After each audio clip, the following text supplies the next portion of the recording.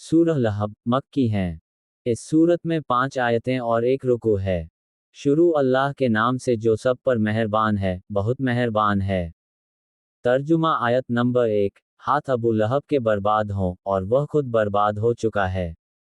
तफसीर, अबू लहब हुजूर अक़दस सल्लल्लाहु अलैहि वसल्लम का एक चचा था जो आपकी दावत इस्लाम के बाद आपका दुश्मन हो गया था और तरह तरह से आपको तकलीफ पहुंचाता था।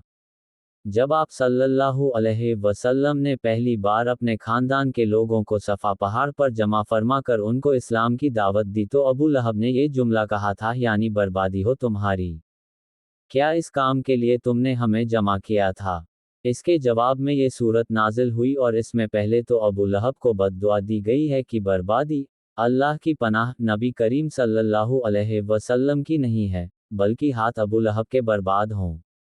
अरबी मुहावरे में हाथों की बर्बादी का मतलब इंसान की बर्बादी होता है, फिर फरमाया गया वह बर्बाद हो ही गया है, यानी उसकी बर्बादी इतनी यकीनी है जैसे हो ही चुकी। चुनाचे जंगे बदर के 7 दिन बाद उसे ताउन प्लेग जैसी बीमारी हुई जिसे अदसा कहते हैं। अरब के लोग छूत छात के कायल थे और जिसे अदसा की बीमारी होती उसे हाथ भी नहीं लगाते थे। चुनाचे वह उसी हालत में मर गया और उसकी लाश में सख्त बदबू पैदा हो गई, यहाँ तक कि लोगों ने किसी लकड़ी के सहारे उसे एक गड्ढे में दफन किया।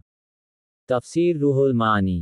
तर्जुमा आयत नंबर 2, उसकी दौलत और उसने जो कमाई की थी वह उसके कुछ काम नहीं आई।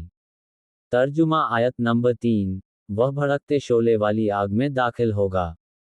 तफसीर, भड़कते शोले को अरबी में लहब कहते हैं। अबू लहब भी उसको इसलिए कहते थे कि उसका चेहरा शोले की तरह सुर्ख था।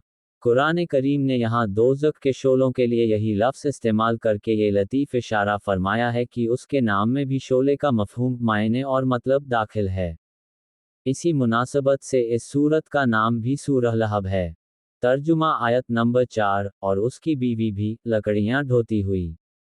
तफसीर, अबू लहब की बीवी उम्मे जमील कहलाती थी, और वह भी हुजूर अक़दस सल्लल्लाहु अलैहि वसल्लम की दुश्मनी में अपने शौहर के साथ बराबर की शरीक थी।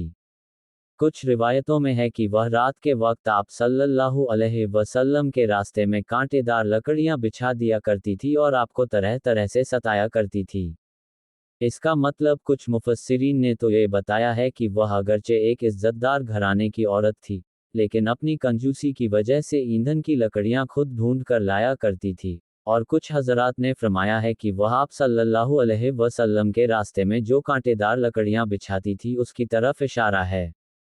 इन दोनों सूरतों में लकड़ियां ढोने की यह सिर्फ दुनिया ही से मुताल्लिक है, और कुछ मुफस्सिरीन ने ये फरमाया है कि यह उसके दोज़ख में दाखिले की हालत बयान फरमाई गई है, और मतलब यह है कि वह दोज़ख में लकड़ियों का गट्ठर उठाए दाखिल होगी। कुरान करीम के अल्फाज में दोनों मायने मुमकिन हैं और हमने जो तर्जुमा किया है उसमें भी दोनों तफसीरों की गुंजाइश मौजूद है। तर्जुमा आयत नंबर 5, अपनी गर्दन में मूंछ की रस्सी लिए हुए। तफसीर, पहली तफसीर के मुताबिक जब यह औरत लकड़ियां ढोकर लाती तो उनको मूंछकर रस्सी से बांधकर रस्सी को अपने गले में लपेट लेती थी। और दूसरी तफसीर के मुताबिक ये दोज़ख में दाखिले की कैफियत बयान हो रही है कि उसके गले में मूंछ की रस्सी की तरह तौक पड़ा होगा। वल्लाहु सुब्हानहु आलम।